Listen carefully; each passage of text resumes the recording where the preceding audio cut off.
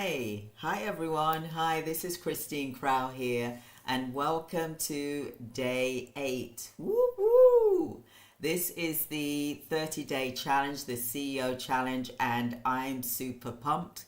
And what I'm really excited about is that I'm getting some emails saying how beneficial that you're finding this. So I do appreciate the emails that are coming through as well. So, hey, hi, how's everyone doing today? Excellent. So, I'm going to go straight into it. This is, like I said, day 8 of the CEO challenge, which is the key difference. It's about scaling with yourself or scaling with and scaling without systems. So this is about really you working on your business and not in your business, and growing your business to that next level. Whether you're just starting out or whether you are at, say, 6 figures, 7 figures, you really got to start looking at this process really now in terms of when you're ready to scale, when is going to be the right time for you. So really have that in your mindset when you're going to start scaling.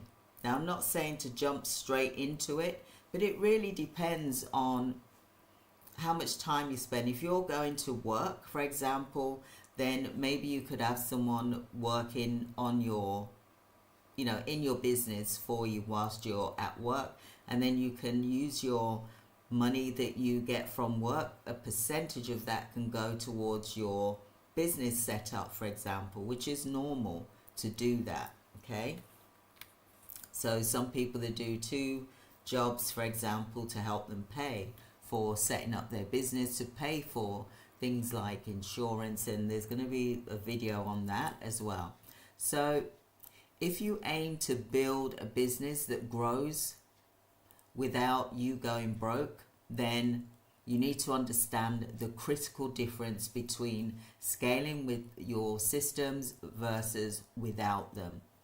So I'm going to talk to you about some of the paths that you can go down, because listen, I've been through them all. Okay, so if you don't know me, I'm Christine Crowell, and I've been in healthcare businesses now for 35 years. I've been a business coach for 15 years now. So let's delve into this. The path, some people, they want the quick route. They want the fast, risky, quick route, okay? And I'm going to explain what that looks like. You want to secure a few clients, for example. You want to focus solely on increasing your revenue as fast as possible.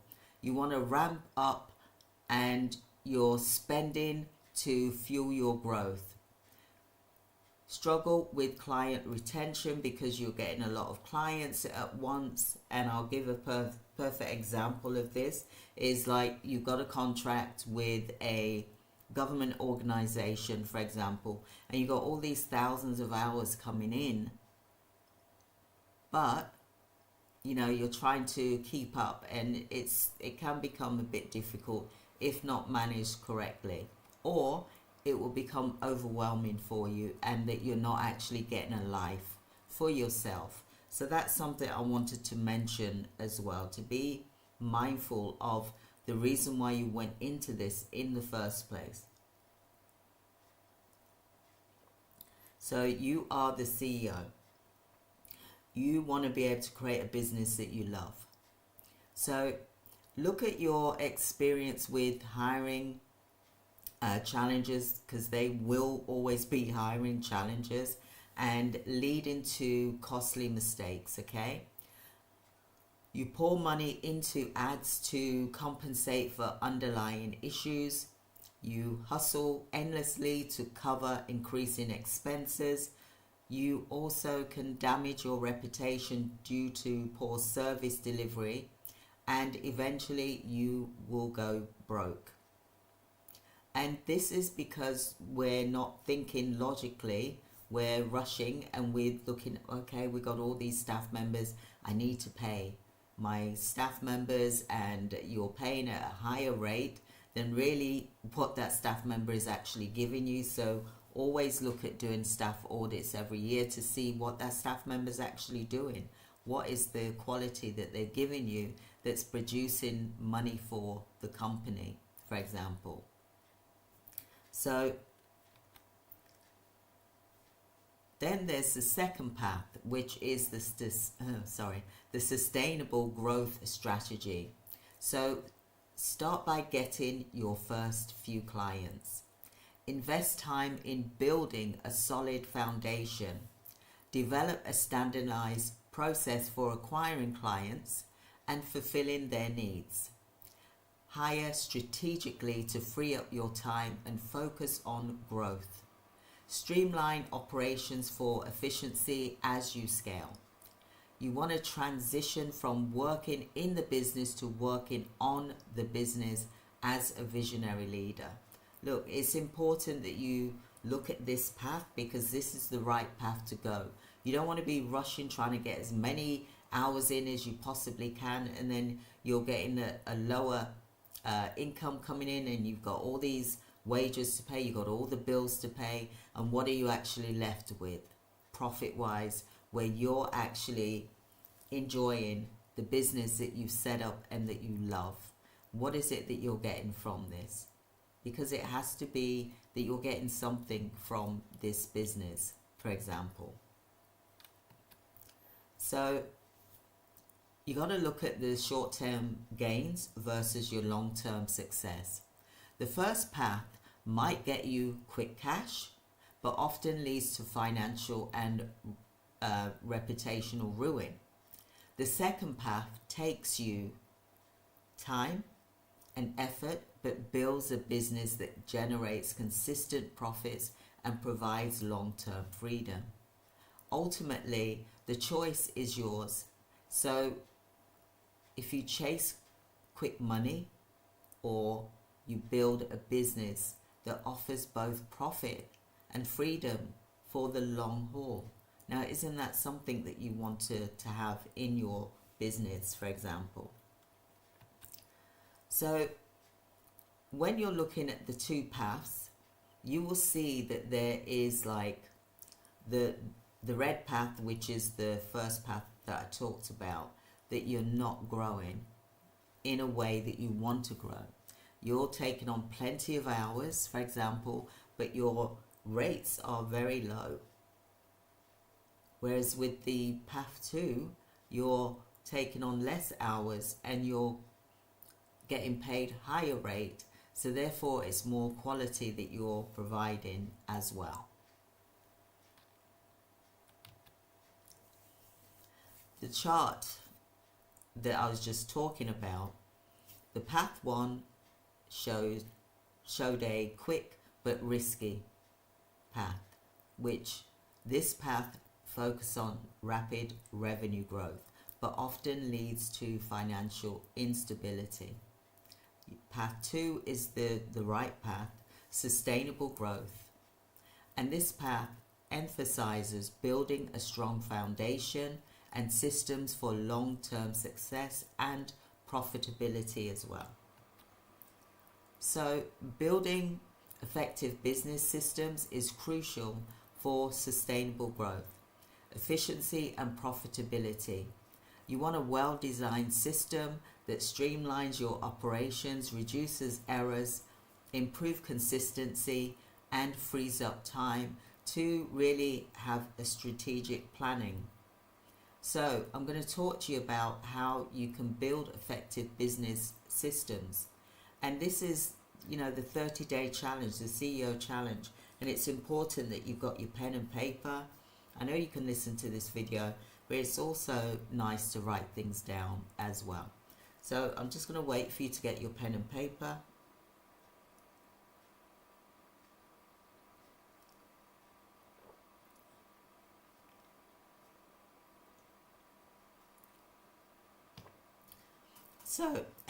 So you got your pen and paper, you're all ready, let's go. So You want to be able to identify the processes, and that is where you start by identifying your core processes that drive your business.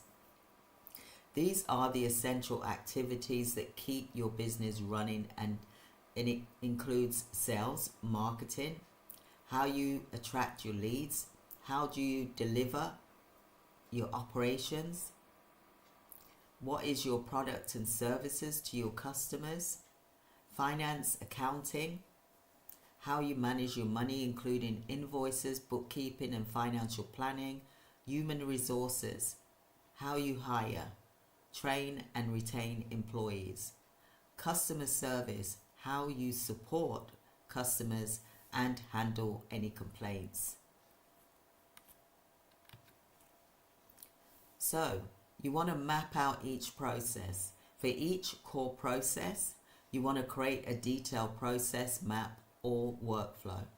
This really should outline your steps that's involved from start to finish.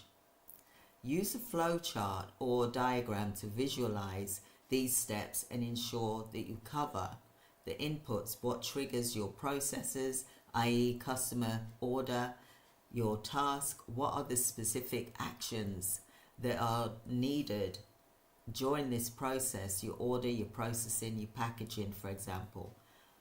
Outputs, what is the end results, fulfilled order.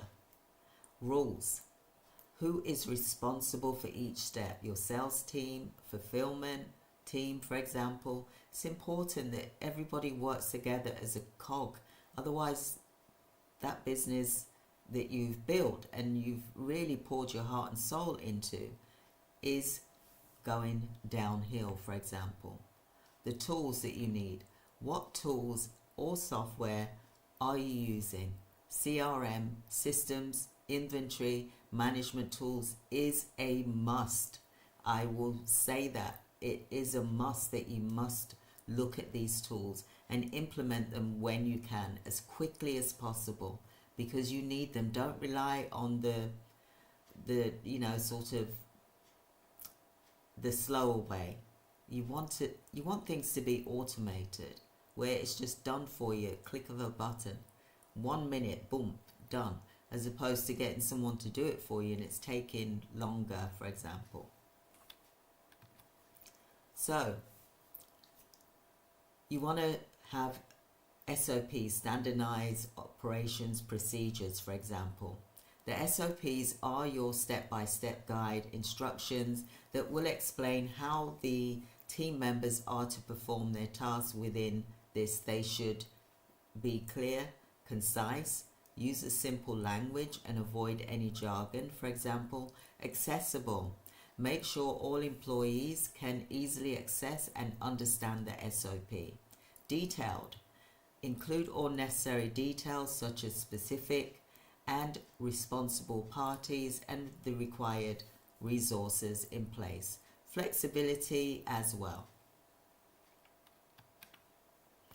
Do like and subscribe to this YouTube channel so that you can get further updates for when a new video is coming out. So you've got this information as well as the lives as well, because like I said, this live is for 30 days and we're doing it 30 days starting 7 p.m. UK time, for example. So automate your repetitive task. Identify tasks within your processes that are repetitive and time consuming. This is where the virtual assistants can come in, but also you can automate these tasks, and this can save you a lot of time and money and reduce human error. Consider the following: the CRM systems, automate customer follow-ups, lead scoring and sales tracking, for example. Project management tools, automate task assignments, processes, tracking, deadline, reminders, for example. There is some amazing AI software automation tools where things are being done at a drop of a hat. So accounting software, automate invoicing, payroll and expenses and tracking. email marketing. You need tools that's going to help you with email marketing. And this is very common today. And I'm sure that this is what you're using within your organization as well. So you want to implement some training programs. You want to ensure that the team members understand how to use the systems and the SOPs. Otherwise, it's no point, it's no good to your organization if the staff are not going to use it. Effective training programs should be done. Onboarding training will provide the new employees with a comprehensive training on all core systems and processes as well. So role-specific training, you want to tailor the training to the specific role and the responsibilities within the business. You want to do hands-on practice where you encourage practical hands-on practice to reinforce the learning that they've just received as well.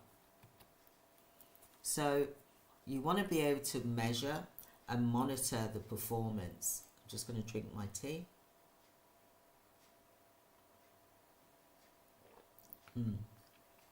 You want to do regular evaluations and of the person's effectiveness and what your systems are to ensure they are working as intended. Nothing worse that you got someone and they're actually doing work for themselves on their own business or another business. So be mindful of that. Try and meet with your team members online. I meet with team members on Google Meet, for example, and you want them to be able to share their screen so that you can see the traction, the work being done as well. So use key performance indicators, which is KPI, to measure your success, such as customer satisfaction scores, process completion time, error rates, employee productivity, and cost efficiency. You want to gather the feedback from employees and customers to identify what areas need to be improved. And it's okay if there's areas that need to be improved, because it shows that you're human, you're not a robot.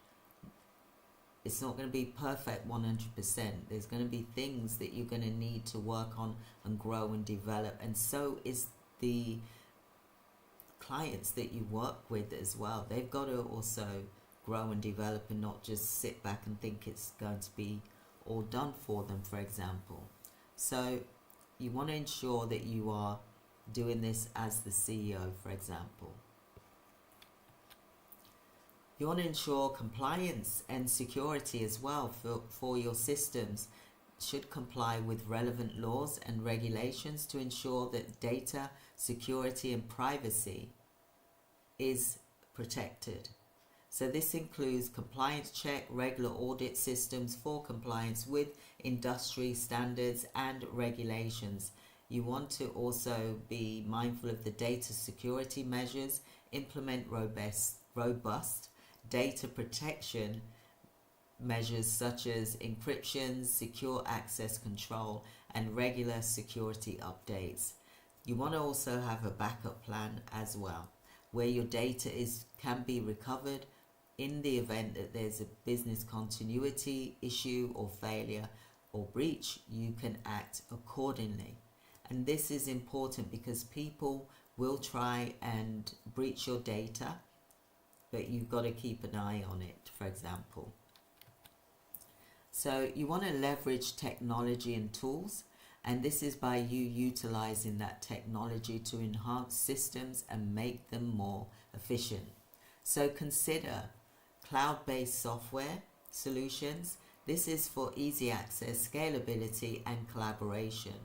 Integrated systems to ensure that there's seamless communication and data flow between the different tools and the platforms which you use. Another one is AI, and I can't thank AI enough.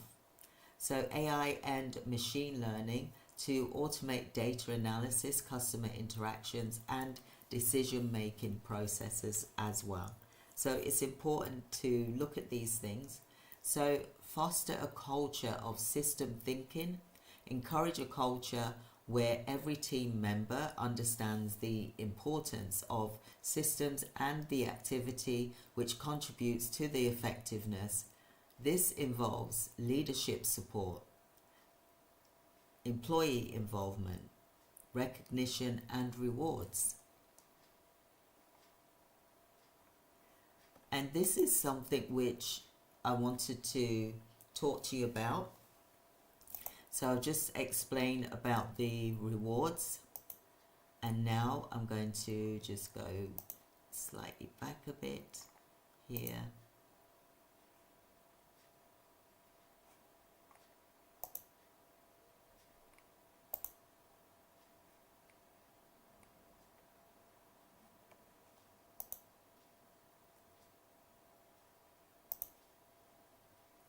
So ensure that you're measuring, which is so important. You need to do that on a regular basis as well. So make sure that you revise your SOPs and retrain staff as needed to reflect those changes as well. You want to collect feedback on a regular basis, and you also want to analyze your data as well. Like I said, you want to ensure that there's backup so there's no data breaches. So here you can leverage your time by using AI. It really is an amazing tool to have. I use it quite often, and it is very, very fast, and it helps you in your business because you really haven't got time to be waiting for a staff member to do something and it's taken a whole week, for example, when AI can do it in a matter of 10 minutes, for example. You got to be as cost effective as possible as the CEO, which is important. So leadership support, you should really be able to provide the support, or a colleague provides that support, to use the systems that you've put in place, the training, etc. You want to ensure that employees are involved in this, engage with them in delivering and refining systems to ensure that they buy into it practically. Recognition and reward. You want to recognize and reward employees who achieve to and improve your systems. So this is about you putting in the right place your CEO. 30-day challenge. It's about you coming together and really understanding what you are responsible for as the CEO. And I can't really, tell you enough, but the AI, and I'm going to mention that AI is amazing. I'm working on a software with a developer currently at the moment, and I'm super, super excited because this is amazing. It does so much. I'll explain something. I used to have an executive assistant, okay, and my first executive assistant, well, I had one in 2018, but I also had one in 2020, and she was amazing. Her name's Demetra. She was the best executive assistant that I ever had, and she was qualified to do so, and the woman was amazing. And she's used to working in the hotel environments, but at the time 2020, as we all know, due to COVID, a lot of hotels had to close for good reasons. So she came to work for me stayed with me for a couple of years because until the COVID situation improved. But that executive, when I call her an executive assistant, she was amazing. She typed, she did everything. I didn't even have to ask her for things. We worked really well together, And if you can get an executive assistant like that, then brilliant. Her spelling was great, her grammar was great, she was focused, she arrived on time, she didn't moan, she did her work, she was the leader in what she was doing. And if you've got someone like that, then hold them, hold on tight to them, because she's the only one that I can say was an excellent executive assistant. Now, I've had executive assistants in the past, and they haven't really been at that scratch as to where Demetra was. And some people call themselves an executive assistant, but they weren't employed by me as an executive assistant, but yet they've called themselves that. So, you know, if you want to email me and ask me that question, I will gladly answer that for you. So let's look at the AI. So the AI can be like an executive assistant for your organization. Now, there's a bit of controversy here, isn't there? Because it's about people thinking, oh, AI is taking over people's jobs. But if people aren't doing their job right, then you have got the right as the business owner to look at replacing and putting systems in place that's going to make it a lot more easier for you. So the software app that is being created is an executive assistant. Now, I don't know if you've watched the Suits, the series called The Suits, and you see there's Donna and Gretchen. They're all like executive assistants. They are like high level people. This is just how Demetra was as well. Now, if you got someone like that, you're not going to want to replace them. That's common sense, because human touch is always human communication is always better, for example. And AI, at the moment, they can't answer the phone. However, there is a software out there that is actually working on that to make it so it is like that. So the AI can actually be like an executive assistant or a secretary or an admin person, for example, and it can be done in a fraction of time. To type something up that could possibly take an hour can be done within the space of a minute. Think of the cost that you're saving within your organization. I will highly recommend you as the CEO to get as much automation in your company as possible. Look at what it is, that the tasks that need to be done, and say to yourself, can this be done by AI? Can this be automated? You want your life to be easy. You really want to be able to get a better profit as well for your organization, right? Because otherwise, what's the point? You're not going to keep giving your money away all the time. So look at your systems that you've got in place and see whether you can have it, i.e. outsource with a virtual assistant. We are a virtual assistant agency, for example, myself, for example, the company, or get our AI and get it automated. I'm going to be showing you some ways that you can do that, because I'm looking at how we're doing things now, and we don't need to be working so hard and pushing. When you feel like you're pushing staff members to do things and they're not just getting on and doing it, then there's a problem there. There's a problem there, and you shouldn't have to be checking and saying, have you done this? Can we have a look at this? And yeah, okay, when you're doing your reviews or whatever, that's a different thing, when you're doing your spot checks or whatever, but not all the time.